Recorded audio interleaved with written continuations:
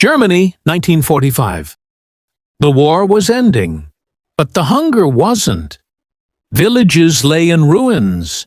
Children searched for food in the ashes, and hope seemed like a story no one believed in anymore.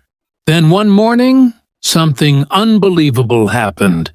A young German soldier, barely 20, watched as the enemy, the Americans he had been told to hate, stopped their trucks in the middle of the road.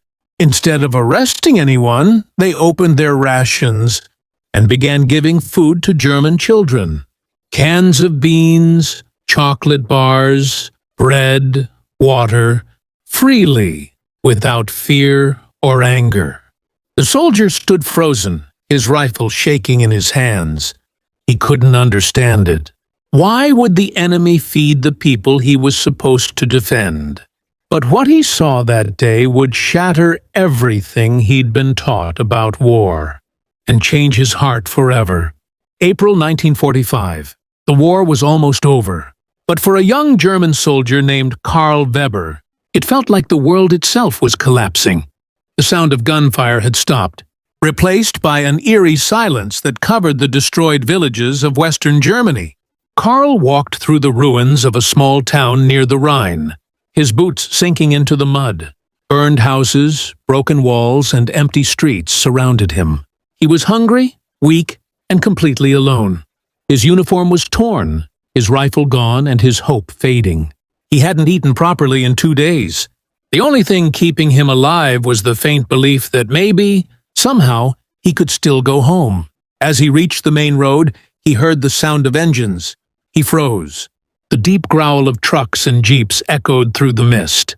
Karl ducked behind a half-destroyed wall, his heart pounding. Then he saw them, American soldiers. Dozens of them. He felt a chill run down his spine. For years he had been told that Americans were brutal, that they would kill every German they found. But as he looked closer, what he saw made no sense. The soldiers were not shouting or kicking down doors. They were unloading boxes from their trucks. Wooden crates with white letters that read, U.S. Army rations. Karl blinked in confusion. He watched as the soldiers broke open the crates, and cans of meat and bread rolled onto the ground. And then, from the shadows, he saw small figures moving toward the Americans. Children. Thin, pale, barefoot children, no older than 10. Their faces were covered in dirt, their eyes empty from hunger. Karl expected the Americans to chase them away. Instead, they waved the children closer. One soldier, a tall man with a kind face, knelt down and handed a loaf of bread to a little girl. She took it with both hands, tears running down her cheeks. Another soldier gave chocolate to a small boy who hadn't smiled in months. The children began to laugh, soft, nervous laughter that slowly grew louder. For a moment, Karl just stood there, hidden behind the broken wall, unable to move. He felt something heavy in his chest. Everything he had been told, everything he had believed, started to fall apart. These men, the ones he had been taught to hate, were feeding his people. Karl watched in silence as the scene unfolded. The soldiers didn't act like conquerors. They acted like human beings. One soldier even tied a little girl's shoelace before helping her sit down to eat. Another poured milk into a tin cup and handed it to a crying boy. Karl felt his throat tighten. He had seen so much death, so much cruelty. But this simple act of kindness hit him harder than any battle. He slowly looked at his own hands, dirty and shaking, and whispered to himself, "Was this what we were fighting against?" He thought about his younger brother, Matthias, who had died on the Eastern Front. He thought about his mother, somewhere in the north, praying for her sons to come home. And for the first time, he felt ashamed. Ashamed of the lies he had believed. Ashamed of the hate that had blinded him. He wanted to step out, to tell the Americans he wasn't their enemy anymore. But fear held him back. What if they shot him? What if they couldn't forgive him for wearing this uniform? So he stayed hidden, watching the laughter of German children echo through the ruins. It was a sound he hadn't heard in years, and it broke him. The fog began to lift, and sunlight touched the shattered village. The war had destroyed everything, homes, lives, and dreams, but in that moment, Carl realized it hadn't destroyed everything. There was still kindness left in the world. There was still mercy. And it was coming from the people he had once been told were monsters. Carl sank to his knees, his eyes wet with tears. For the first time since the war began, he felt something strange inside him. Hope, he whispered softly, almost afraid to believe it. Maybe, he said, the enemy isn't what I thought. Carl stayed hidden behind the wall for almost an hour, watching the Americans move through the village. He couldn't stop staring at them. Some handed food to the children. Others carried wounded civilians to their trucks, wrapping their injuries in clean white bandages. It was the first time Carl had seen white bandages in months. German soldiers rarely had enough. Everything felt unreal, like a dream he wasn't supposed to see. His stomach growled painfully, but he didn't dare move. Then, as one of the American trucks started its engine, Carl noticed something that made him freeze. A soldier was walking straight toward him. The man was tall, with dark hair and a rifle slung over his shoulder. But his expression wasn't angry. He looked calm, almost tired. Carl's heart started racing. He thought about running, but he had no strength left. His legs were shaking too much. The soldier stopped a few meters away, staring at the half-collapsed wall where Carl was hiding. For a long moment, neither of them moved. Then, in a quiet voice, the American said, "You can come out. It's over." Carl hesitated. His mind screamed that it was a trap, that he'd be shot the moment he stepped out. But something in the soldier's voice didn't sound like hate. It sounded human. Slowly, Carl raised his empty hands and stepped into the open. His heart was pounding so hard it felt like it would burst. The soldier pointed his rifle down but didn't lift it. He looked at Carl's dirty uniform, the torn insignia, the mud covering his face. Then he sighed and said, "You're done fighting, right?" Carl nodded quickly. "Yeah," he whispered, barely able to speak. "No fight." The American gave a small nod, motioned to the others, and they lowered their weapons. One of them came closer and offered Carl a can of food. For a second, Carl didn't understand what was happening. He just stared at the metal tin in his shaking hands. He expected anger, revenge, punishment. But what he received was food. He sat down slowly, leaning against the wall as they opened the can for him. The smell hit him first, warm meat and vegetables. He hadn't smelled real food in weeks. He looked up at the soldiers, unsure if he was even allowed to eat. The tall one smiled slightly and said, "Go on, eat." Carl lifted the spoon with trembling fingers and took the first bite. The warmth filled his mouth, his throat, his chest. He couldn't stop the tears that followed. The American watched him silently, understanding everything without a single word. After a few minutes, Carl managed to speak. "Why'd you give me this?" he asked in broken English. The soldier shrugged. "War's over," he said. "You're just a man, same as me." Those words hit Carl harder than he expected. Same as me. He had been taught to see them as animals, but this man saw him as human. Carl looked around. The Americans were giving more food to old women, helping children carry boxes, even letting a group of villagers fill their buckets with water from their trucks. There was no cruelty, no shouting, just quiet work and tired faces. As the day went on, the Americans set up a small field post near the town square. Carl sat near the edge, still unsure if he was a prisoner or something else. One soldier handed him a cigarette. He had quit smoking months ago because there was nothing left to smoke, but he accepted it anyway. The soldier lit it for him and smiled. "Name?" he asked. Carl hesitated, then said softly, "Carl Weber." The man nodded. "I'm Tom," he replied, pointing to himself. "From Illinois." Carl didn't know where that was, but the way Tom said it sounded like home. They didn't talk much after that. There was no need.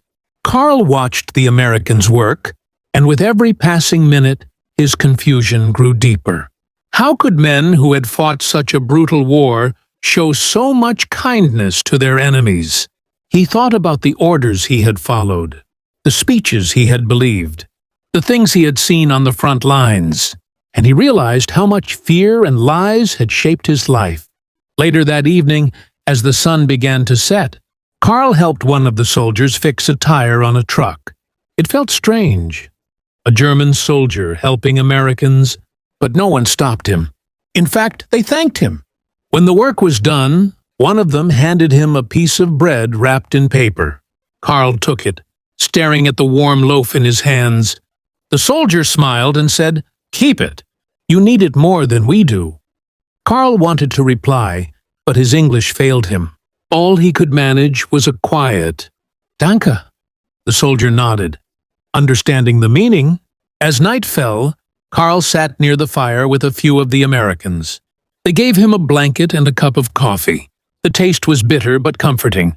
For the first time since the war began, he didn't feel afraid. The sounds of laughter and quiet conversation surrounded him. He thought about the children he had seen earlier, eating, smiling, alive. He realized that the war might have taken everything from him, but it hadn't taken away the chance to start again. He looked up at the stars, clearer now that the smoke had faded. He thought about what the soldier Tom had said. "You're just a man, same as me." And in that moment, Carl understood what the war had really destroyed. It wasn't just cities or armies. It had destroyed trust, compassion, and the simple truth that all men bleed the same. He took another sip of coffee, closed his eyes, and whispered to himself, "Maybe this is what peace feels like." The next morning, Carl woke up to the sound of hammers. For a moment, he thought it was gunfire and his heart jumped. But then he opened his eyes and saw the truth. The Americans were repairing the bridge at the edge of the village. Some were fixing broken roofs, others were clearing debris from the roads. The war hadn't been over for even a week, yet they were already rebuilding what it had destroyed. Carl sat up, still wrapped in the thin army blanket they had given him. The air was cold, but the sun was bright. And for the first time in months, the village didn't smell of smoke. It smelled of bread and fuel. He looked around the camp. Soldiers were cooking breakfast, sharing jokes, and even helping an old German woman carry water to her house. It was a sight that didn't fit in his mind. Just days ago, they were enemies. Now they were side by side, trying to bring a dead town back to life. Tom, the soldier from Illinois, waved at him from across the camp. "Morning, Carl," he shouted cheerfully. Carl nodded, smiling slightly, still surprised that the man remembered his name. Tom handed him a tin plate filled with eggs and bread. Carl took it carefully, as if afraid it might disappear. He sat down near the fire, eating slowly, listening to the faint sounds of laughter and work around him. Everything felt so different from the battlefield he had known. There were no orders, no shouting, no fear, just people trying to survive together. After breakfast, Carl stood up and began to help without being asked. He picked up a shovel and started clearing rubble near the school building that had been bombed weeks earlier. No one stopped him. In fact, one of the American engineers nodded approvingly. Carl worked quietly, his body weak, but his heart lighter than before. Each brick he moved felt like a small piece of his guilt being lifted away. As the day went on, he noticed something that made him pause. A small group of children had returned. The same ones he had seen the day before. They were sitting near the trucks again, playing with empty ration boxes and sticks. The little boy with the wooden toy tank was there too. His clothes were still torn, but his face was cleaner, and he looked less afraid. One of the soldiers handed him an apple, and the boy smiled. A real, pure smile that Carl hadn't seen on any German child in years. Carl couldn't take his eyes off him. That boy reminded him so much of his younger brother. Matthias when they were kids, playing with toy. Soldiers in their backyard before. The war took everything. The memory hit him hard. He wanted to talk to the boy, but he didn't know what to say. His uniform still made him feel like a stranger in his own land. But as he worked, the children slowly began to approach him. At first, they watched him from a distance, whispering to each other. Then one brave little girl, holding a piece of bread in her hand, walked closer. She couldn't have been more than 8. She looked at Karl with big blue eyes and asked softly, "Bist du ein böser Soldat? Are you a bad soldier?" The question froze him. He didn't know how to answer. He looked at her, then at his dirty hands, then back at her face. "Ich weiß es nicht," he said quietly. "I don't know." The girl tilted her head, then offered him her bread. Karl's heart broke. He wanted to cry but held it in. He took the small piece of bread and smiled gently. "Danke," he whispered. Tom, watching from nearby, walked over and smiled at the scene. "Looks like they trust you now," he said. Karl nodded slowly, still staring at the girl. "They shouldn't," he whispered. We did terrible things." Tom put a hand on his shoulder. "You didn't start this war," he said calmly. "But maybe you can help end what it left behind." Those words stayed with Karl for the rest of the day. In the afternoon, Karl helped the Americans distribute food to the villagers. Some of the older Germans glared at him, unsure if he was a traitor or a survivor. Others simply ignored him. But the children, they smiled, laughed, and treated him like one of the helpers. Each smile healed something inside him that he didn't even know was broken. As he handed out tins of soup, he looked around and saw the town slowly coming back to life. Smoke from cooking fires rose from chimneys again. The church bell, half broken, rang faintly in the wind. It was weak, but it was hope. Later that evening, Karl sat near the riverbank, watching the reflection of the setting sun in the water. The air was quiet except for the soft hum of trucks and distant voices. Tom joined him again, sitting beside him without saying anything for a while. Finally, Karl spoke. "When the war started, I thought we were protecting our home," he said. "But in the end, we were just destroying it." Tom listened silently, his eyes on the horizon. "War does that," he said after a pause. "It turns good men into ghosts. But maybe you can still find a way to live." Karl nodded slowly. He didn't know what his future would look like, but he knew it wouldn't be built on hate. As night fell, Karl stood up and looked toward the small village square. The Americans were still giving out food. The children were still laughing. He realized that this simple moment, was more powerful than any victory he had ever been promised. It wasn't the sound of guns that marked the end of the war. It was the sound of laughter in a ruined town. He took a deep breath, feeling the cool air fill his lungs. For the first time, he wasn't afraid of tomorrow. He whispered quietly to himself, "Maybe peace doesn't begin with flags or borders. Maybe it begins with food and kindness." Over the next few days, Karl worked side by side with the American soldiers. Each morning he woke early, sometimes before sunrise, and helped clear the streets of debris. He carried bricks, patched broken windows, and repaired what little could be saved of the old school building. The Americans gave him tools, and he used them without hesitation, grateful for the purpose.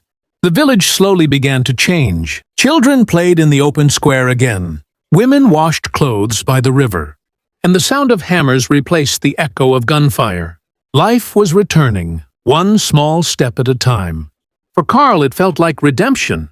Every nail he drove into the wood, every wall he helped rebuild, felt like an apology to the world he had helped destroy. One afternoon, Tom called him over to help unload a new batch of supplies from a truck. Inside were books, chalk, and a few broken desks the Americans had found in a nearby town. "The kids need a place to learn," Tom said, wiping sweat from his face. "Figured we'd give them one." Karl smiled faintly. "A school," he said softly. "Not a bunker, not a base, a school." Tom nodded. "That's the point." They spent the rest of the day fixing up the old building. The roof still had holes, and the walls were cracked. But by evening, it was standing again. When they were done, A group of children ran inside, cheering and clapping. Carl stood by the door, watching their excitement. The little boy with the wooden tank ran up to him and handed him a piece of paper with a drawing on it. It showed soldiers, children, and a bright yellow sun over the village. Carl held the paper carefully, feeling his throat tighten. "It's beautiful," he whispered, though the boy probably didn't understand. Tom leaned over his shoulder and smiled. "Looks like you're part of their story now," he said. That night, the Americans lit a small fire near the square. They shared their rations with the villagers and even played a bit of music from a portable radio. The melody drifted through the air, soft, slow, and peaceful. Carl sat by the fire with Tom, drinking coffee and listening to the laughter around them. "You know," Tom said quietly, "when we first got here, I didn't think this place would ever feel alive again." Carl nodded. "You made it alive," he said. Tom shook his head. "No, Carl, you did. You and those kids." The words stayed with him. He looked around at the faces glowing in the firelight. American soldiers, German villagers, children playing between them. And for a moment, it didn't feel like two sides of a war. It felt like one group of people trying to build something good from the ruins. A few days later, word spread that the American unit would be moving on to another town. The village was now stable, food supplies were secure, and order had returned. When Carl heard the news, his chest grew heavy. He had grown used to their presence, their kindness, their laughter, their sense of hope. Without them, the village would feel empty again. On the morning of their departure, the entire village gathered near the trucks to say goodbye. The children brought flowers they had picked from the nearby fields. Old women offered the soldiers bread as a gesture of gratitude. Carl stood silently among them, holding the drawing the boy had given him. When Tom approached, Carl stepped forward. "You're leaving," he said softly. Tom nodded. "Orders. Another village needs us." There was a long pause. "You'll do fine here," Tom added. "They trust you now. Keep helping them. Keep building." Carl looked down, then back up, his voice shaking slightly. "You changed how I see everything," he said. "You showed me what real strength looks like." Tom smiled. "Kindness is strength, Carl. Don't forget that." Before Tom climbed into the truck, he pulled something from his pocket. A small bar of chocolate wrapped in brown paper. He handed it to Carl. "For the kids," he said. Carl took it, staring at the gift, then reached out and shook Tom's hand firmly. It was the first time in his life he had shaken hands with an American. No hatred, no fear, just respect. As the trucks started their engines, the villagers waved goodbye. The children ran beside the convoy, shouting, "Bye-bye," in broken English. Carl stood still, watching the dust rise as the vehicles disappeared down the road. For a long time, he didn't move. He felt both sadness and peace. Sadness that they were gone, but peace knowing they had left something behind that no army could destroy: humanity. That evening, Carl walked through the village one last time before sunset. The houses were quiet, the fields calm.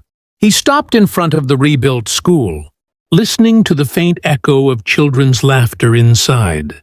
He opened the chocolate bar and broke it into small pieces, giving them to the children one by one. Their eyes lit up as they tasted it, just as his had when he first received food from the Americans. As he watched them smile, Carl realized something important. The war had taken everything: his friends, his country, his faith. But it had also given him a lesson he would never forget. Mercy was stronger than hatred. Compassion could survive even in ruins. And kindness, no matter where it came from, could heal even the deepest wounds. He looked up at the sky, glowing orange with the last light of day, and whispered quietly, "If peace has a face, it looks like this." Years passed. The war became memory, then history. But for Karl Weber, it never truly disappeared. The world had changed faster than anyone could have imagined. The ruins were rebuilt, roads were repaired, and new flags flew over old cities. Germany was no longer at war, but the scars were still everywhere. In the buildings, in the silence, and in the hearts of those who had lived through it. Karl stayed in the same small village by the Rhine, the one where he had met the Americans. He worked as a carpenter, using the same hands that once carried a rifle to now build homes, furniture, and hope. The school he had helped rebuild stood proudly at the center of the town, filled with laughter every morning. Sometimes, when he passed by, children would wave at him, calling him Herr Weber. He always smiled, but deep down, he knew they would never understand how much that simple gesture meant to him.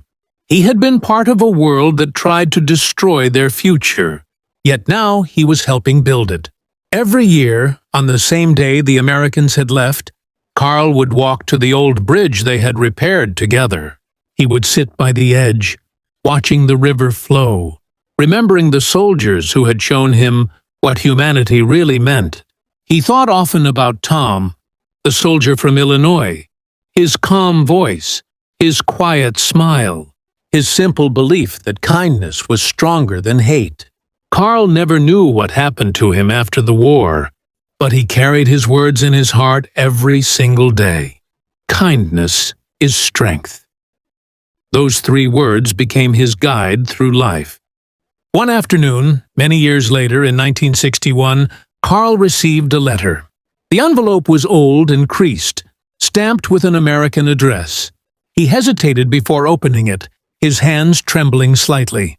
Inside was a short note, written in neat handwriting. It said, "Karl, I don't know if this will reach you, but if it does, I'm back in Germany for a few weeks. I'd like to see you again, if you're still in the village. Tom." For a long time, Karl just stared at the words, unable to breathe. After 16 years, the man who had changed his life was coming back. 2 days later, Karl stood by the same bridge, older now, his hair gray but his eyes still clear. He wore a simple brown coat and held a small bouquet of wildflowers, a tradition. He had started to honor those lost in the war. The sound of a jeep came from the road, and when he turned, he saw a man stepping out, tall, with lines of age on his face, but the same gentle expression. Tom. The 2 men stood still for a moment, unsure what to say. Then Tom smiled. "You look good, Karl," he said warmly. Karl laughed softly. "Older, maybe," he replied. They shook hands, just as they had years before, but this time it felt different. Not as soldiers, not as strangers, but as friends who had shared something unforgettable. They sat by the river, talking for hours. Tom told him about his life back in America, about his family, his children, his work. Karl listened, smiling, feeling a strange sense of peace wash over him. When Tom asked about the village, Karl pointed toward the school. "You remember that building?" he said. "It's full of life now. I help fix it when it needs repairs." Tom nodded, looking proud. "You kept your promise," he said quietly. "You kept building," Karl smiled. "You taught me how."